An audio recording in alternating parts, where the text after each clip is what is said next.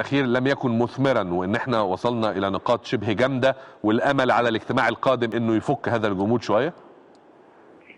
والله أنا بختلف عن هذا التقييم، بالعكس احنا توصلنا لثلاث نتائج في غاية الأهمية. يمكن بعض يعني من يعني تسرع في هذا الحكم. رقم واحد، إن مصر عندما تثير شوغلها وقلقها فيما يتم في هذا الموضوع بشكل رسمي ويتم تسليمه الجانب الآخر والدول الأخرى السودان وأثيوبيا، ووعد الجانب الأثيوبي بالرد عليه في خلال أسبوعين، أعتقد هذا شيء مش صغير.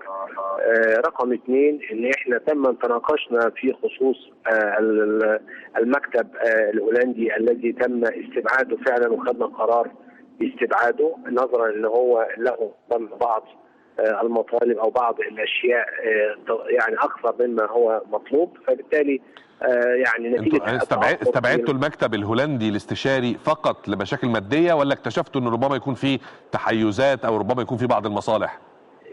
لا، هو نتيجة التعثر في المسار الفني الفترة السابقة، فوجدنا بعض الأشياء يعني وهو التعثر أو عدم التوافق بين المكتب الهولندي والمكتب الآخر، فوجدنا من الصالح العام هو اتخاذ قرار. مفهوم يا ريس.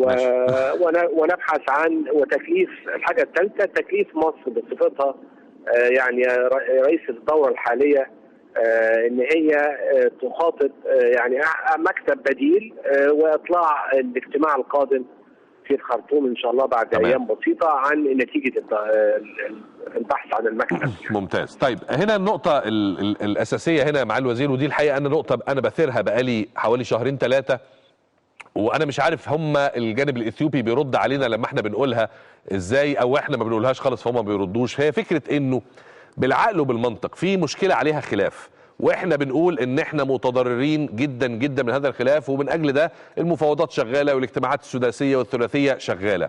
ازاي ده كله يبقى حاصل والشغل في سد النهضه على قدم وساق، وعلى شهر مارس زي ما سمعنا